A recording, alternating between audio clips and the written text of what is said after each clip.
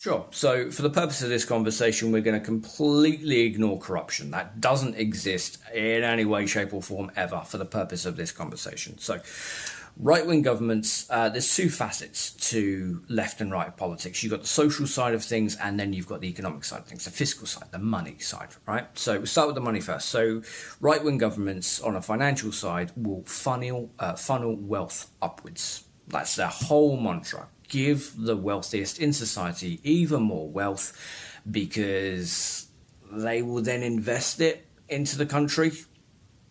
Yeah, the notion behind it is they're already successful in whatever they've done. The majority of them have just inherited their wealth, so they've never actually done hard graft. But they've got to where they are for whatever means, so they know what they're doing. So if we give them even more money, they will then invest it into the country. That's the mindset behind right-wing fiscal politics. Unfortunately, it's trickle-down economics by whatever term you want to give it, and every time that's been implemented, it hasn't worked. We've got the UK for austerity for the last 14 years, umpteen times in America. It just doesn't work, because what actually happens when you give the wealthiest and those who already have everything even more of the stuff, sure, some of them are going to invest, but the overwhelming majority of that money just goes out of the system. Either they keep it in a savings account and take it offshore, or it just gets wasted. That's the reality of it. And when you have, we've seen this firsthand, when we have public transport that's actually privately owned, they increase the prices because they need to make a profit. That's a problem.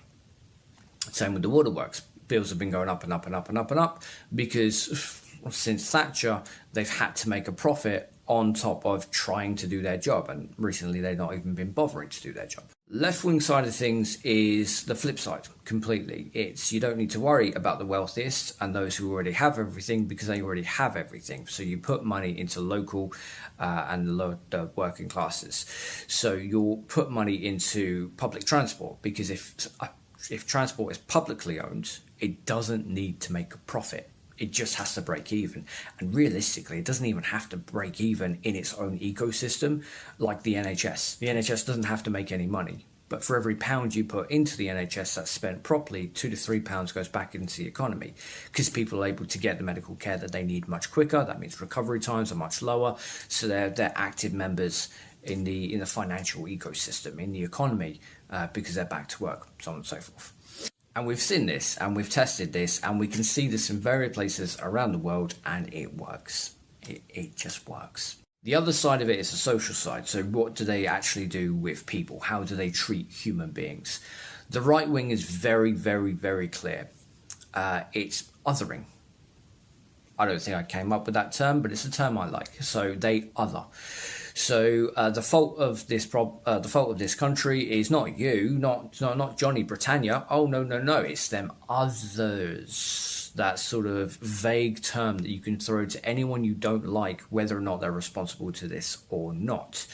So it's not our fault that we haven't got a good trading deal with the European Union. It's the European Union's fault because they've punished us because we told them we wanted to become a third country, and that's how they've been treating us. It's the othering. Blame the immigrants for the NHS, despite the fact that immigrants pay more for the NHS. Very few of them use the NHS. It's othering.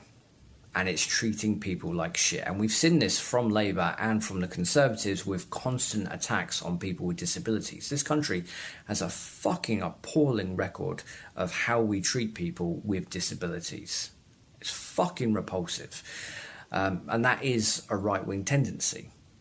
Othering. Whereas on the left, it is typically a lot more caring because it was the left who came up with the NHS. It was the left who decided that children, no matter where they come from, should have an education, because we realise when you give someone a good education, that sets them up and benefits the country further down the line. We came up with the state pension because we realised having someone work until they drop is not beneficial in any way, shape or form. And if someone's already worked their entire fucking life, they deserve to have the state pension, which is a benefit, so that they don't have to work in their twilight years. They've already given enough to the country. They deserve to fucking rest. So financial, it's right wing funnels money up, whereas left wing spends it on the economy. And when it comes to how you treat people, again, with right wing politics, it's very isolationist. It's very, we are better than everyone else and they're all worshipping us. Whereas left wing typically is, we have to care about each other, because if you look after the most vulnerable of society, you've got a good country to live in.